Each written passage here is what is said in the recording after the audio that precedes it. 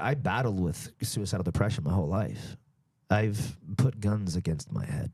I've put my neck in nooses that I have made. That's a point where you cry out for God, and that's a point when God does answer you. So right before I had that Bellator fight, I was in a closet doing you know what, and I cried out to God, and I got a phone call the next day from Bo King, who's out there in Fight Syndicate in Menifee, California.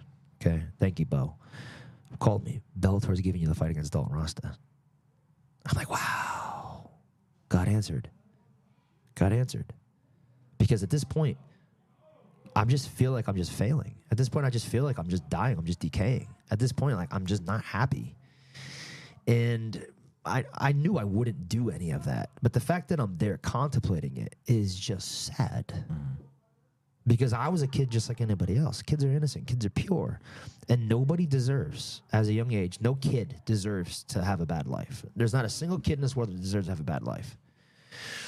So there I am, after the Dalton Rasta fight, after the surgery. I'm on opiates because I was given them. I'm weaning off of them. I'm using kratom, natural, painkiller. And I've never had professional help. Ever. I finally swallowed that pill. One night I was drunk on opiates, and I trashed my room, man. I trashed my bedroom. I didn't know where my wife was. Probably out with somebody else. And I came home, and I just trashed the room, dude. And you're home? Yeah. I called my son's grandparents. I was crying to them. I was just telling them honestly, like, this is what's happening to me. And then I called Sam, and Sam was like, dude, just come to church. Just come to church. And I called Kaiser Permanente, who my insurance company was, and I said to them, hey, I need an appointment. I'm having suicidal thoughts. I'm very depressed. I'm very anxious. I'm crippled. I was crippled. The surgery, I didn't even do the physical therapy because my job wouldn't let me. I was back at my job 2 days after surgery. They wouldn't let me do the physical therapy. It's like, you take your job or physical therapy. So my leg's crooked. It's not bad, but still, it's crooked, right? So there I am on the phone with the receptionist, and she's like, yeah, we could take you. I'm like, oh, when's your next available date? She's like, 4 months from now. Excuse me? 4 months from now. I just told you I have suicidal thoughts. Sorry, sir, you're not the only one. There's a line. This was right before COVID. Could you imagine the line after COVID? Could you imagine the line after COVID?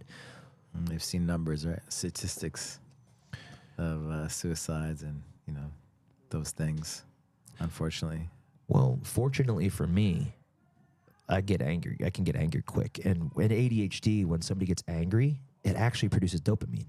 So there is a connection. That's interesting. There is a happy connection to anger with people with ADHD, which is why they rage so bad. And I got mad, and I was just like, that's the dumbest crap in the world, blah, blah, blah. And so I get online on Instagram, and I see this ad for a hypnotherapy session posted by Sam Alvey. It was a testimonial from Sam Alvey. He never told me. He didn't tell me. This guy that I was told to emulate by Michael Jackson's Chef. It's like, emulate the person you like most. Yeah. Sam's a fighter. He's a family guy. He loves God, right? Why else would I want to be like Sam Alvey? And he never told you He never told me about it.